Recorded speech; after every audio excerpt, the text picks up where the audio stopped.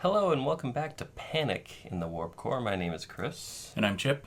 And today we are talking Star Trek Enterprise Season 1, Episode 7, called The Andorian Incident. So in this one, Archer lets T'Pol know that he found a remote outpost with a 3,000-year-old Vulcan monastery. So they decide to go check it out, and there are some visitors there that they did not expect. We will get into all of that here in just a second.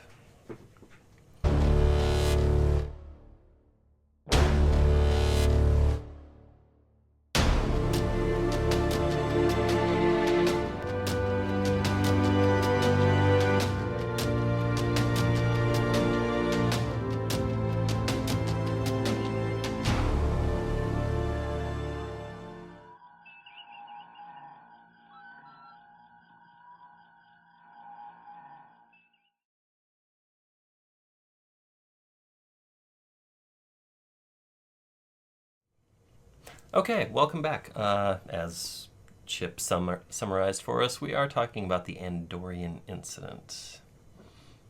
Is there anything interesting or noteworthy? This was directed by another Star Trek alum. I saw that. It was Roxanne Dawson who played B'Elanna Torres on in Voyager. And I think she went on to direct 10 or more episodes. I don't know if it was all of Enterprise or other stuff, so she directed quite a few. I think that might be most of what she does now. Is it? If I remember correctly. And it's also the first appearance of one Jeffrey Combs in Enterprise. Yes. And possibly also the earliest chronological character that he's played. Yeah. Or in-universe appearance, too. Yeah, so he's portrayed 8 different characters throughout Star Trek. Legend. Across the franchise, yeah. So he's one of only 5 actors to play 7 or more. I didn't recognize the other actors' names. But fascinating. Jeffrey Combs was he was not a huge actor by any means in the 80s, but he had a lot of roles, and he showed up in a lot of stuff. So good character actors are just invaluable in stuff like this. Yeah, agreed. All right, should we dig into it? I still like him as Wayun. But yes. We'll have a ways before we get there. I know. All right, here we go. The behind the scenes and these huge matte paintings, and you're like, really? They made it look so real. In Return of the Jedi, when Palpatine arrives at the second Death Star, like the shuttle bay shot with like all the troops and the shuttle, that's matte painting. Yeah. It's amazing. It's crazy. Yeah.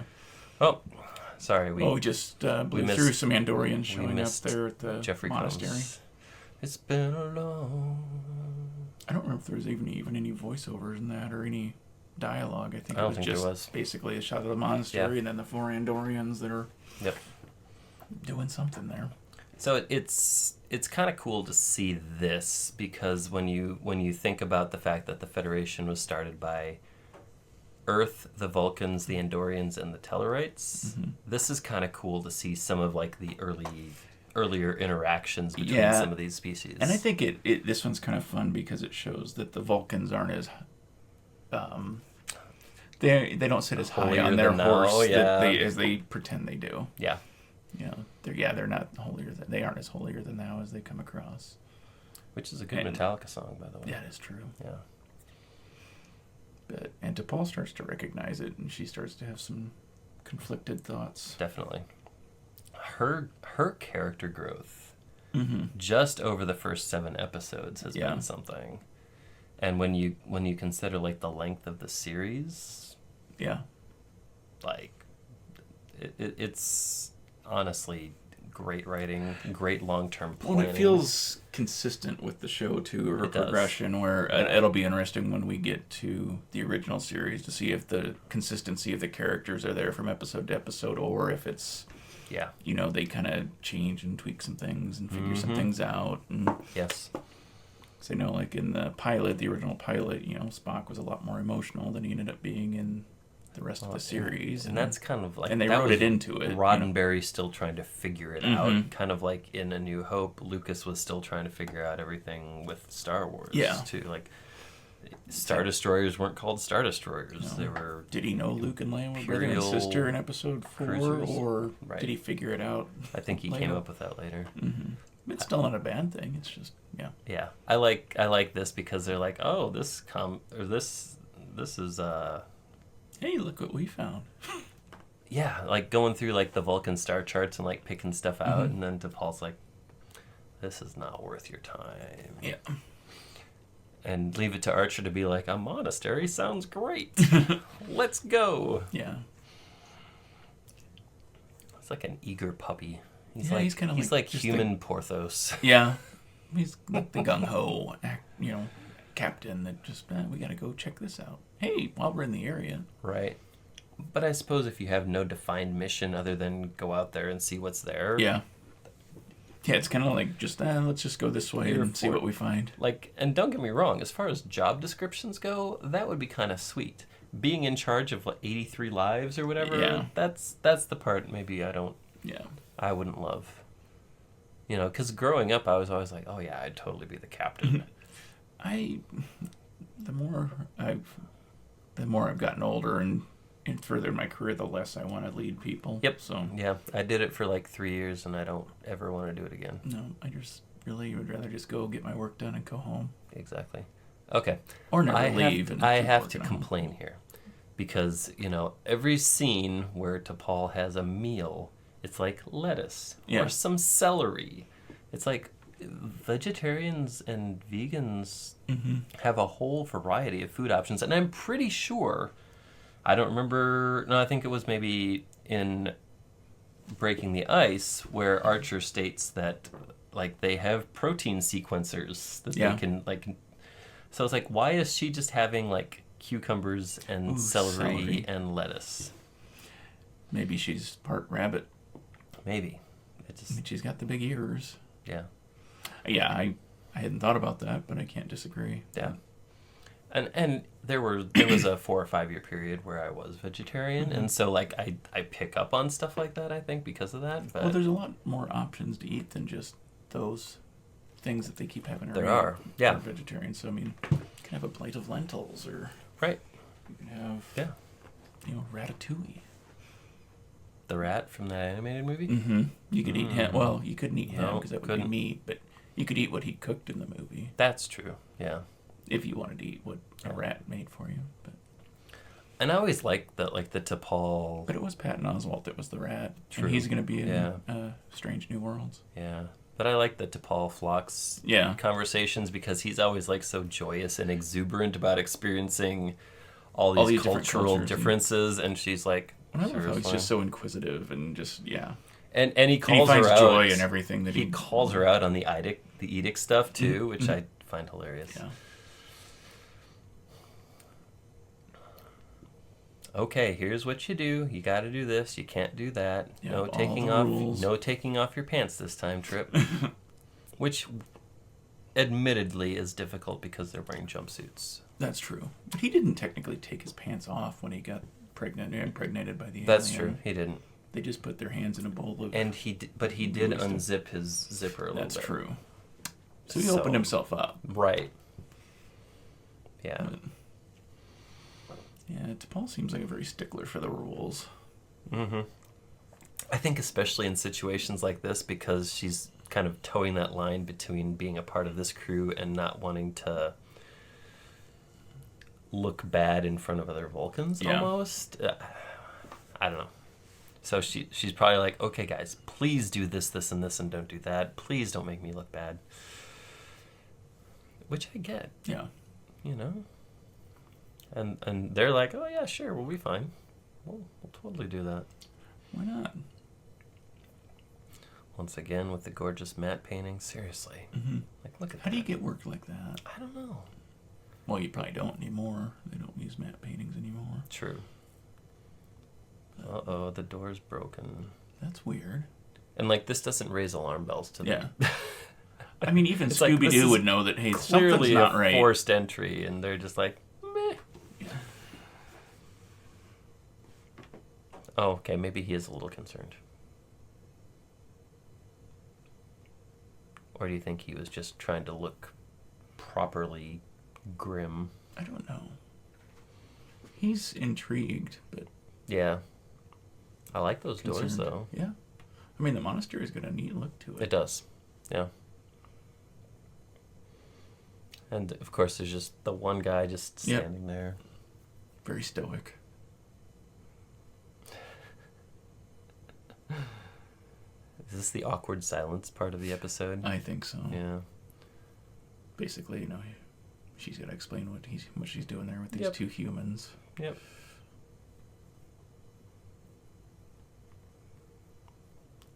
Okay, we come for whatever thing you give visitors who visit the monastery, type thing. Do they get like a national park sticker?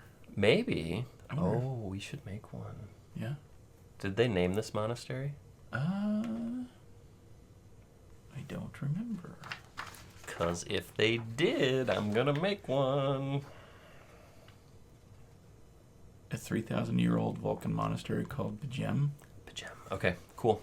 P''Jem. Yeah. All right.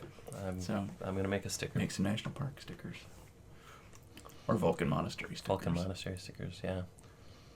Aw, the little man is tipped over. Mm-hmm. Is that what he just said? Hey, that little man is tipped over.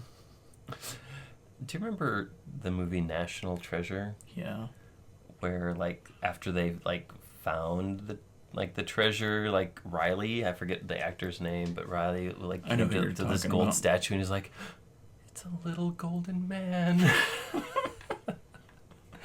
He was comic relief in that movie. Yeah, that movie was just kind of comic relief in a way. But it was, but I still enjoy it. It was still kind of fun. I still enjoy it. Yeah.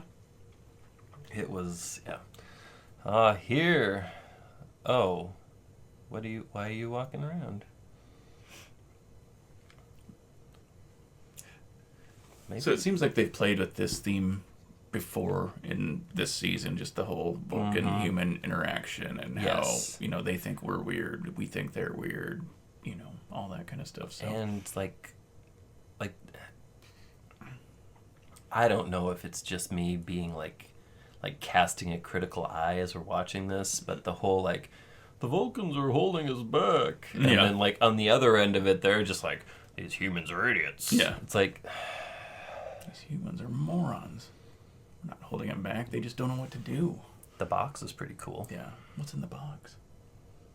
Could we make one of those? I'd have to see it, but probably. We could make some and sell them for $100 a piece. What's in the box? Is it pain? No, that's the wrong franchise chip. Okay. It was like I thought he was some make Trip put his stone. hand in the box. There's a blue skin. Uh-huh. But it was like some stone that visitors get or something that they get to take with them, which begs the question: do they just have a room full of stones to give visitors? I don't know. Or is it just ceremonial, and as soon as they walk out the door with it, they have to like give it to somebody outside and leave? They're so eloquent. Yeah. Like very subtle. Humans are just like bulls in a china shop here. Yep. So is this episode where they really started using the term pink skin for the humans? I think so. Because I like it. I did too. But that made me laugh. But I just read that this is the first time that they've done any episode that prominently featured the Andorians since 1973, which I think was the animated series. Oh, yeah, probably. Mm-hmm. Well, I just remember, like, the Andorians in the TOS episode Journey to Babel, I think. Yeah, I think so. And, like, just considering, like, just, like their antenna actually move. Like, they were actually... Yeah, like, these are, just the prosthetics and the makeup was really good on these.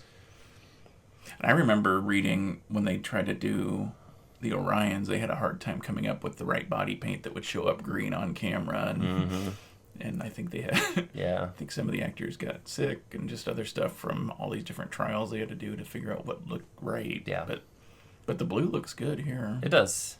And the robes are very reminiscent of what Spock kind of had on in Star Trek IV: The Voyage Home. Mm-hmm.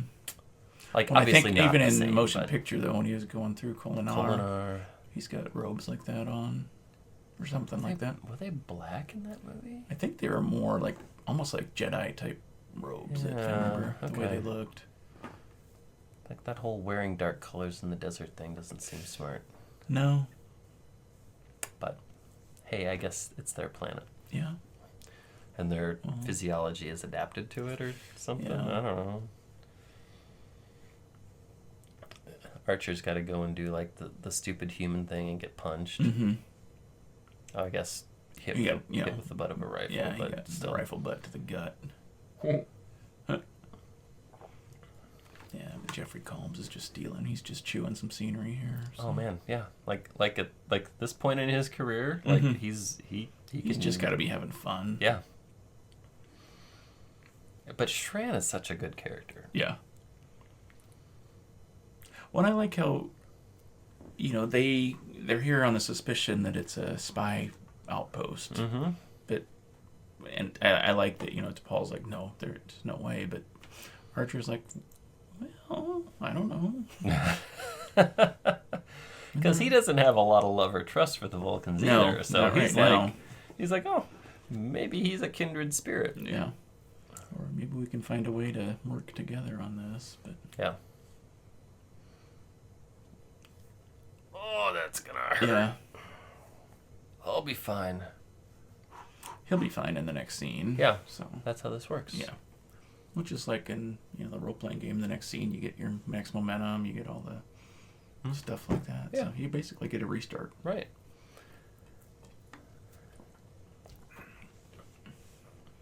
I forget how many Vulcans were at the monastery. There's not very many, though, are there? I don't think so. I well, in the monastery part, not in the surveillance part. All of them in the Spoiler alert. room. Yeah, there's 4 right there, plus the all of them in the room would probably constitute the full monasterial complement. Are they abbots, monks? I don't know. Friars? Something altogether different. Yeah, could be. Yeah. Scott Bakula has a good, just that quizzical, like the confused face. Huh? What? So does Trip. Yeah. Trip's got the good, like, faraway stare look, though. Like I need to think about this.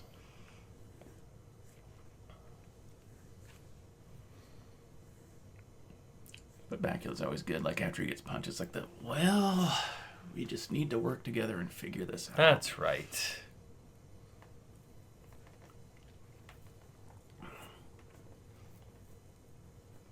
And now we're like, okay, well, we haven't heard from them, and there's another ship in the vicinity. Mm-hmm. This is a trend, because in the episode Terra Nova, where they did a scan, but they didn't find any life forms, and then later on they did a scan and they found all of them in the caverns. Yeah. Now they're like, well, wouldn't you have scanned before setting down? I would think so. Like. Or do they just have, inherent trust for the Vulcans? It's just a Vulcan monastery. We can just go there.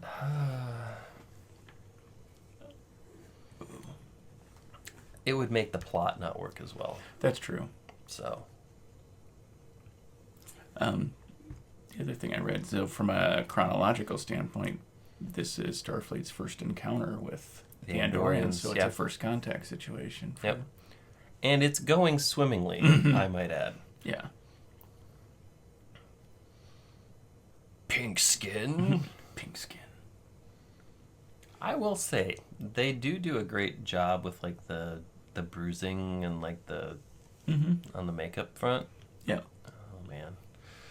How come in some shows, it's like one punch like that, the character's knocked out for, enough time to do whatever they need to do, but is it just Archer so tough that he can take all these headshots Probably, they don't knock him out? I think it's whatever. Because sometimes works it feels, the plot. I know, it just feels like sometimes it's just like Jack Bauer could knock somebody out pretty easily and, carry on for a couple hours of the day and no problem.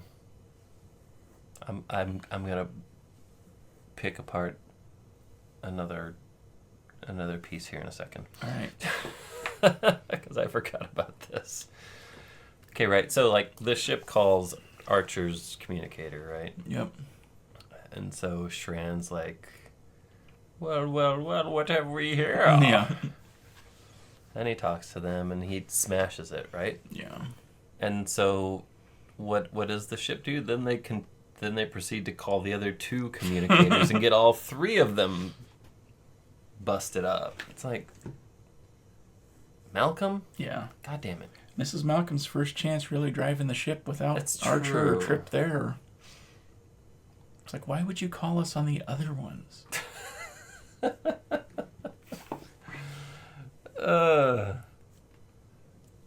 goodness. Do you think Archer's thinking, God, I haven't even paid that phone off yet? Right? Oh, no, they don't have contracts that's in true. 2153. Oh, yeah. 2151. 51, thank you. Mm-hmm. I believe this one actually had a date. Oh, okay. Didn't it? Dates are important. Stardate was June 19th, 2151. This is just reminding me that we need to get our captain's chair done for the spaceman. Mm-hmm. Yeah, I look at it every time I walk out in the shop, and I'm like, ooh, we need to do that because it looks cool. And it will look cooler when it's an actual chair. That's true. I forgot to project. I hope everybody could hear I that. just paused it. Oh, shit, I did. That was an accident. Yeah. Let me move the mouse so I don't do that again. At least you didn't, stop it or kill the video or something. Well, I hit the keyboard. I know. Keyboard. How quaint. How do we know he didn't invent this stuff? Oh, that would be a great place to splice that little clip in. I'll see if I can do that. That would be kind of funny. The Vulcans are meditating. Trip Tucker is sleeping. They're like, how long have you been aboard? How can you stand the smell? What is it only? She's only been on there for 10 weeks or something, isn't it? Like it's kind of similar to that Star Trek novel, The 3-Minute Universe. Oh yeah, with the crazy aliens with the Sackers. That made everybody sick. Yeah, and there was that one scene where Kirk took off his helmet and was talking to him, and they're like, you forgot to put your helmet back on. Yeah. And as soon as he realized it, he's like, I'm gonna be sick. Mm-hmm. I really love that book. That one was good. I'm glad you made me read it. Yeah. They were You didn't make me read it. Right. You gave it to me and I read it. I came over with a batleth and was like, you will read this. You'll read this. I want a batleth pizza cutter. It's like when I make homemade pizza. Yeah. I want one of those that you can get it out and just, have a pizza party and you're like, yep.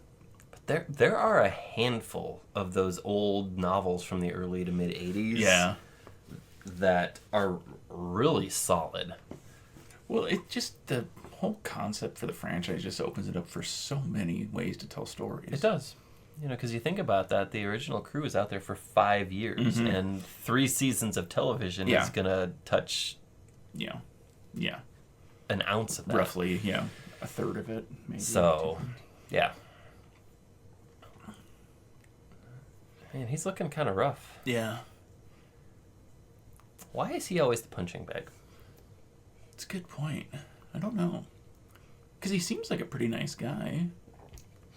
But I think he has the tendency to be intentionally provocative in situations like this. Yeah, maybe a little bit, pro-America. Especially when he was in the room with everybody else. I think he was pushing buttons because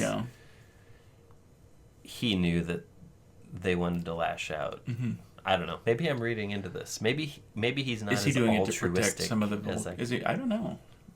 Is he drawing attention to himself so that the others have a chance to kind of figure out what's going on or investigate? Or he's certainly not trying to impress the Vulcans because they're like, "You idiot! If you leave them alone, they're going to look around and then take off." Mm-hmm.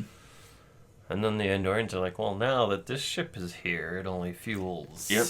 Our suspicion that the Pinkskins are here now. Delivering? There's something fishy going on here that makes us need to look further into the monastery. Yeah. Oh, is this where they find out the secret door?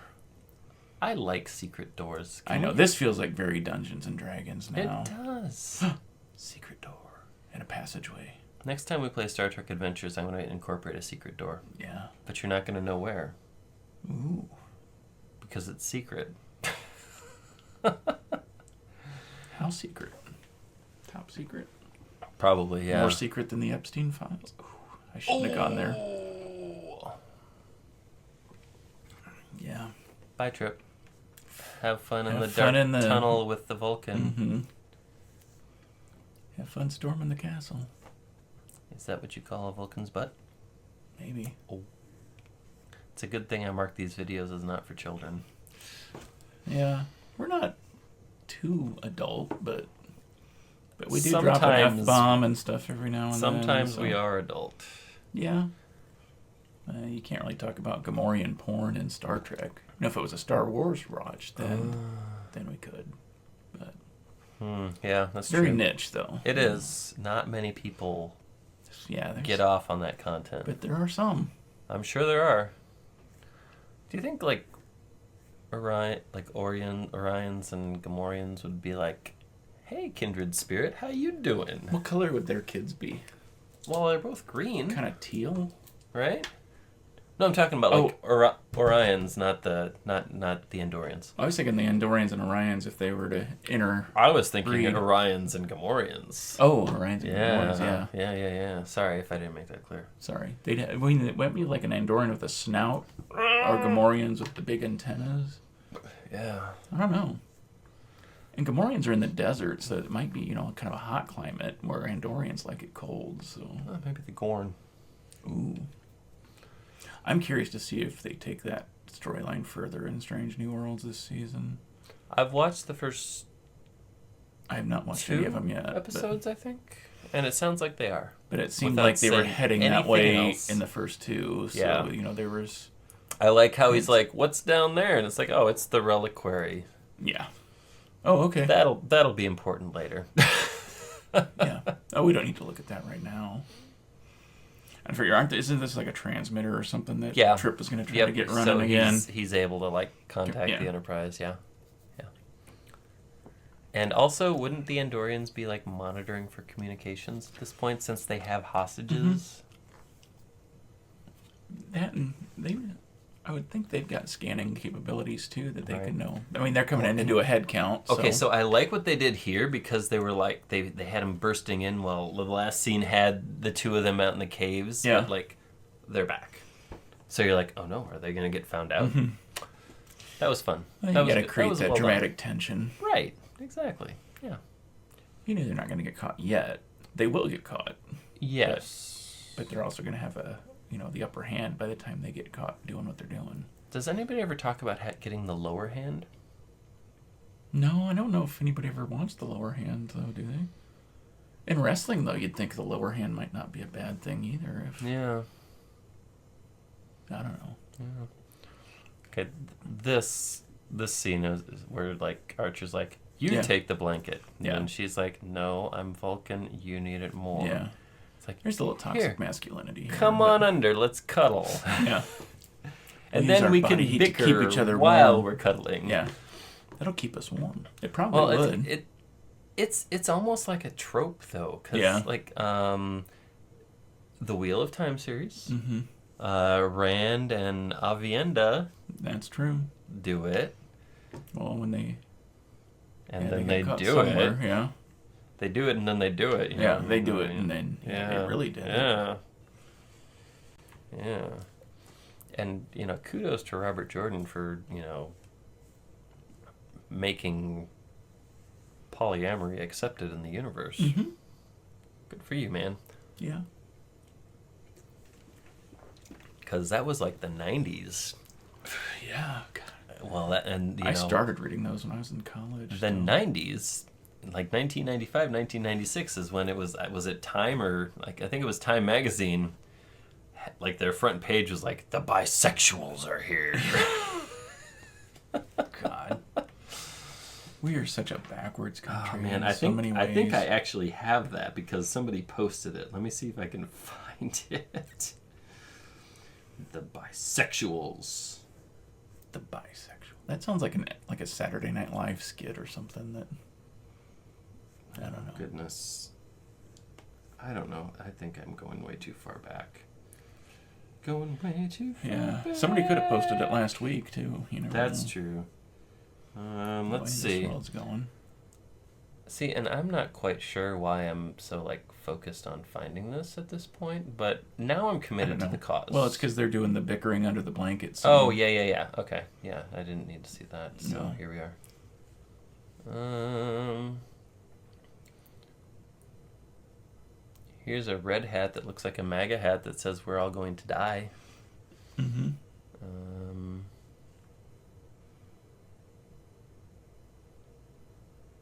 Yeah, okay, I can't find it. Whatever. Anyway, Time did it in 1995, so happy 30th birthday, bisexuals. God, that's so fucking cringe. It is. It just, it kind of turns my stomach. Everything in the news cycle is cringe these days. Yeah. Super cringe. Oh my gosh. Sorry.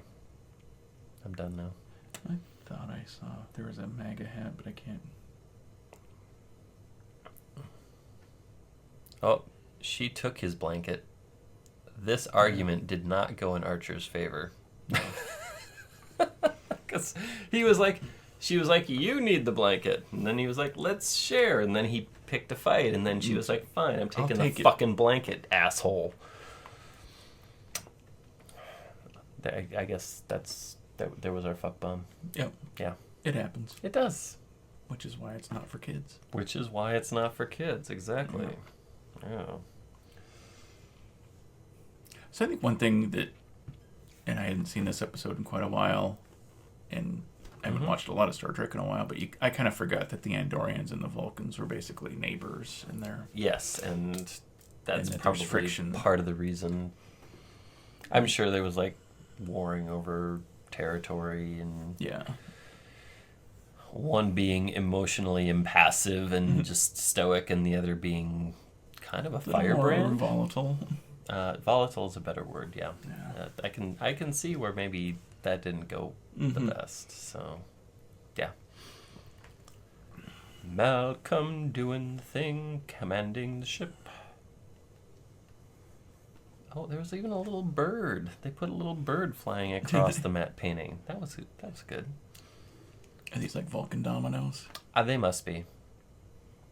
You know, because you look at like Star Wars has Sabacc cards where the cards are different shaped, and Battlestar Galactica has like 6-sided cards, I think. Yeah, well, so the cut corner cards. Their dominoes on Vulcan are round. How do they stand up? Nobody knows. How do you like line them up and knock them down? It's a mystery. Yeah. And see, they're using them like we do in a game, as game pieces. Like that kind of looked like Palpatine for a minute there. It did. I will make it legal.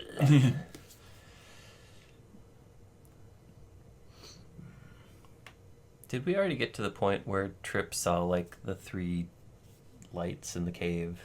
I don't believe so. Oh, maybe this was like the foreshadowing for that. Okay. I think it's getting there. All right, cool. So I guess I don't remember. Did he get the transmitter working in that first scene, or did he has to go back down there? Yes, he did. I think he did. Did he get a message out? Yeah. I couldn't remember. Well, what could possibly go wrong here? Mm-hmm. What a great idea. Oh, I need to talk to you. I can't stand to be in here with these Vulcans anymore. Yeah. Bruh.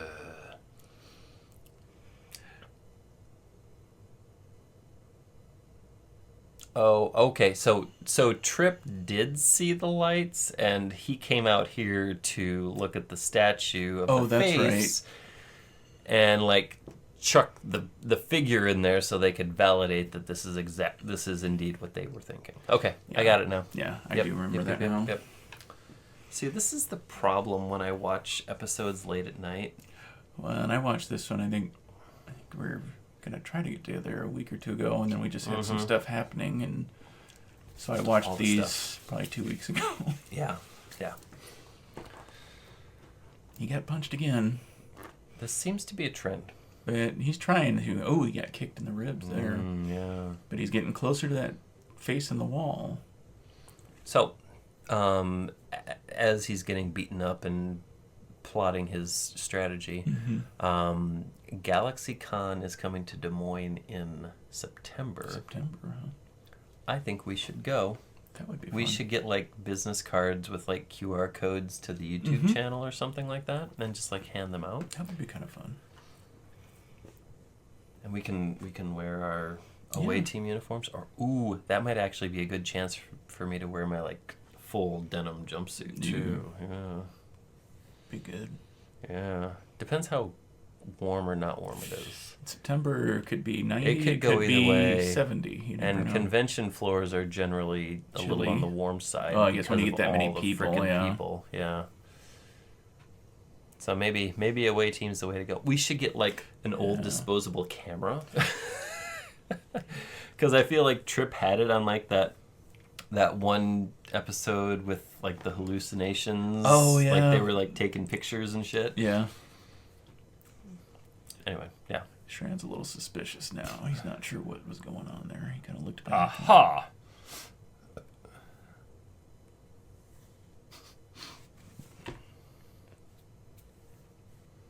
Oh, he's spitting up blood. I'm sure it's fine. I mean, I'm glad he's got all those teeth. I wonder if he wears a mouthpiece to protect those teeth. Malcolm got shot in the leg, and they left him be for like 18 hours. Oh, that's true. So this is fine. Medically, no problems. Yeah. I guess Phlox did go on one away mission so far. He did. It was like the second one where I think he wanted to make sure Malcolm was okay, and he also wanted Phlox to scan the colonists. Yeah, or the ones that had cancer or cave dwellers. Colonist cave dwellers? I don't know. Yeah. Sure. Let's use the transporter. I like how this guy's like, I've heard this maybe isn't safe. Yeah. And I think we talked about this earlier when we were doing the discussions that, the transporting of humans wasn't really commonplace. It wasn't. And this will be the second time they've used it for people this season. Maybe third. At least the second for sure. It could be the third. Because in the hallucination episode, they beamed up the guy that was going crazy, and he had like all the bits of like foliage embedded in his skin. So I think this might be the third. Because they did it when they... did they do like it in the very first episode? They pulled Archer out of the Suliban That was it. ship, or out of the Suliban station. That was it. They had the foliage guy, and then they just did it now. So this is where they just detected 3 new life forms, didn't they? And yeah. And he's trying to figure out what the hell's going on. Yeah. What do you mean? Mm-hmm. What's going on? Like, the Andorian sensors or scanners or whatever they have must not be very good. I don't know. Or just good enough for the plot. Okay, they're not over here yet. They haven't beamed down yet, have they? I thought they beamed down into the catacombs, or that. Oh yeah, because they're there because they're behind Trip. Because they detected that there were 3 new life forms, but they don't know about the secret door, so they can't. Right. They're trying to figure out. But wouldn't your Andorian version of a tricorder be able to say they're not in the room? Well, they're like basically be able to do like a scan of know. the site to determine the floor plans and. Aren't you like an advanced recesses species? in the cave? I mean, they're interstellar, so you'd think. So. Is that like Intergalactic by the Beastie Boys? That's right. Okay. Do you think that there's an Andorian version of the Beastie Boys? There should be if there's not. Yeah. What about Blue Man Group? No, that would be racist. Yeah, that's true. Yeah. Speciest? Yeah. Speciest? I don't know. Xenophobic, right? Yes. The first time I came across the term xenophobia was reading Star Trek Expanded Universe novels. Oh, yeah? And they were talking about how Palpatine was very xenophobic. And I was like, what does that mean? Because I was like 15 at the time. It's a big word. It is a big word, and it's not one you come across often. And it's when you first see it, it's like, how do you even say that? Pink skin, mind your own business. I'm flirting. Yes. I'll kill him, and then we can make out in the pool of his own blood. If it was a Vulcan, they would. Probably. Oh. Blinky eyes. Bro, Ooh, the slow motion. Poor Jeffrey Combs. Oh. Did the Vulcans actually, like, help out at all, or no? No. They just, like, stood there? Yeah, it's their version of, like, Buddhist monks. Yeah. So I'm sure that they're, like, a non-violence... Pacifists. Yeah. Wussies. Not true Americans. And I'm proud to be a Vulcan. No, Andorian. That has the right number of syllables. Yeah, proud to be an Andorian. For at least I know I'm blue. Yada, yada, yada. Something, I blow something. on my kazoo. Sure. I just made that up. Yeah. I'm fucking brilliant. I know. Nobody was arguing that. My wife does, which is why I feel the need to like state it. Just reinforce it. Yeah. Mm-hmm. Hopefully, eventually she'll learn. That's understandable. Right? Yeah. All right, now we got to get all our shit Now we got our together shit. All right. So what the hell's really going on here? So I'm confused. Like, why? Oh, is he going down there with the gun because he wants to prevent anybody from finding the spoiler? I don't know. The MacGuffin? It is kind of a MacGuffin, isn't it? It is, and it isn't. Yeah. Because I thought it is a MacGuffin's really story. Something's not really. It drives the plot, but it's not really relevant to the plot. Oh, really? It's something like that. I thought it was like a device, like an object or a device. I thought it was. Isn't it a Hitchcockian term? I don't know. Oh. It's like I'll ask ChatGPT what it thinks. Oh, you're gonna use like 1 to 3 bottles of water just to cool the CPUs for doing that. Jeez, Chip. Can't believe you're destroying the planet. I know.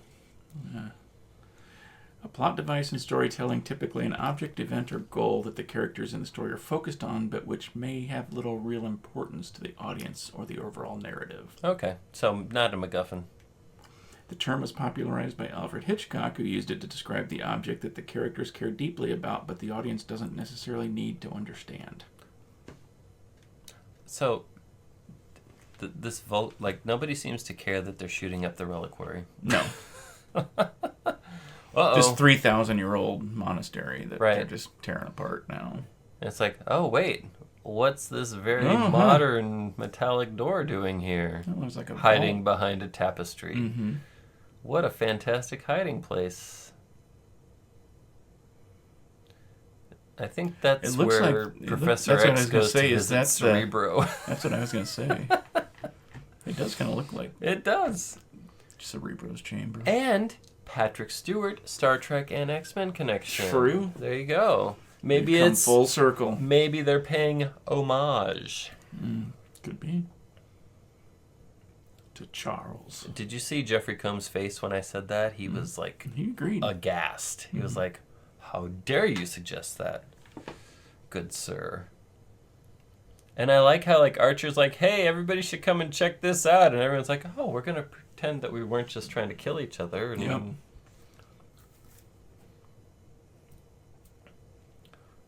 So I think, and it's difficult to tell, I think T'Pol was as shocked as everybody else at this revelation. If you look at her acting here and like, her facial features, she's kind of like, oh shit.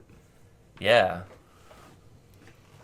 They're up to some nefarious shit here. Well, and like it's like she's like in this character growth and this journey, like this discovery, like she's finding out things about her people that she doesn't necessarily agree with and jive with. Well, and she doesn't want to believe at first. Right.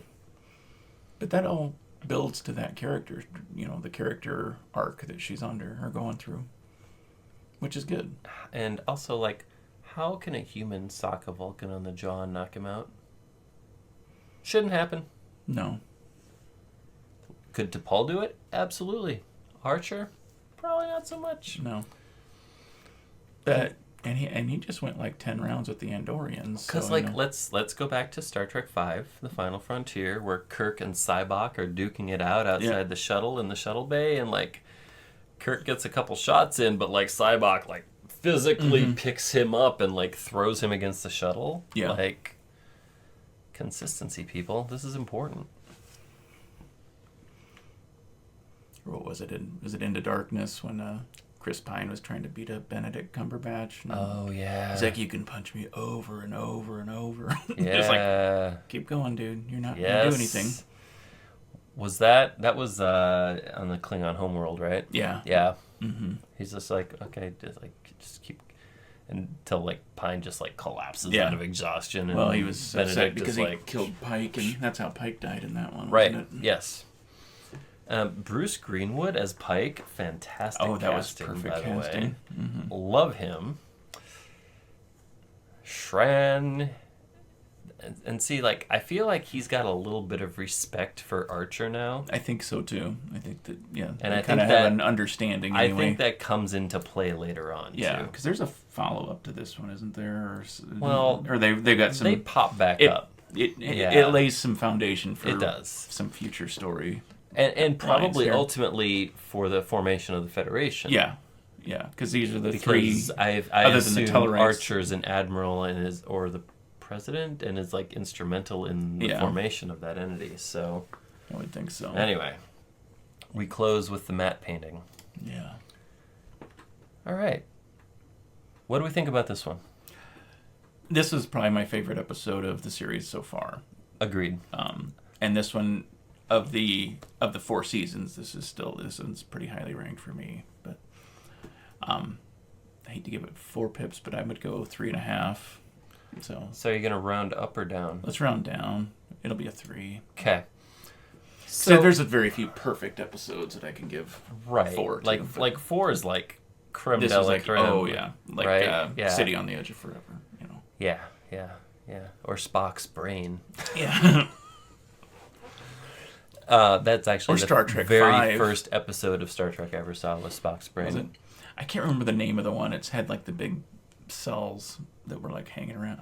I can find it, but I was at the YMCA in Muscatine after swimming lessons, and it happened to be on, and I was like, oh, what am I watching? This is cool. I was at my grandparents', and like there was not a lot to entertain us there, so like we just like had the TV. Is that right? NBC, ABC, CBS, basically, PBS, and maybe I don't a know, UHF channel that became Fox later. Like there were like 7 channels total, right? Yeah. And like Spock's brain was on, and I watched that, and objectively not a good episode, but for like 11-year-old me, that's all it took. Yeah. And then like not long after that, like Star Trek 3: The Search for Spock was on TV at home, and I managed to catch that one, and that was like, if Spock's brain was the hook, like The Search for Spock was setting the hook. Yeah. So yeah. So for me,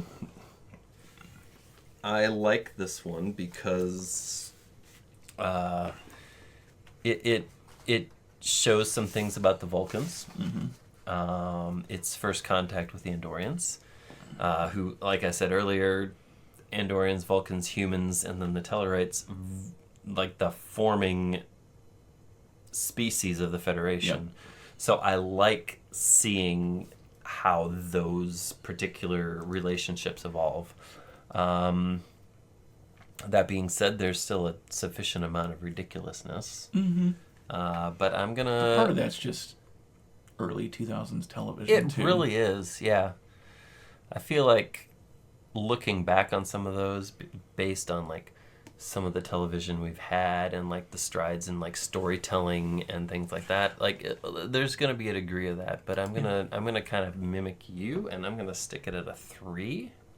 I think that's fair. Yeah. And I do like that it kind of, that it brought in that, I think one of the things I heard is diplomatic hypocrisy of the Vulcans. They come across like this noble and honorable race, but there's some duplicity there too in what they're doing. So, anyway. Yeah. All right. So that was the Andorian Incident. Next time we are doing, is it Breaking the Ice? Breaking the Ice, yeah. All right. So we get another interaction with some Vulcans. We do. It's a common theme.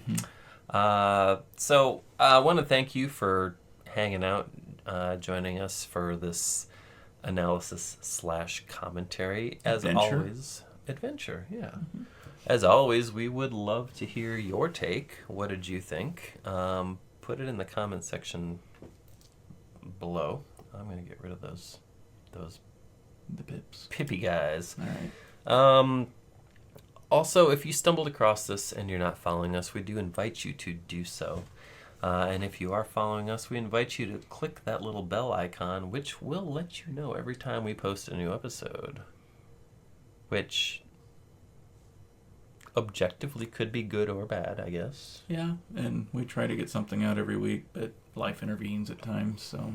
Especially this summer. Yeah, it's been a cluster. But... Yeah. But the fall's looking better, so. There we go. So, in closing, again, thank you for your time. We look forward to seeing you next time for Breaking the Ice as we continue through this chronological rewatch of all Star Trek. Just hitting the surface. So. Oh my gosh, it's going to take us years. That's all right. Thank you for joining us. We'll see you next time.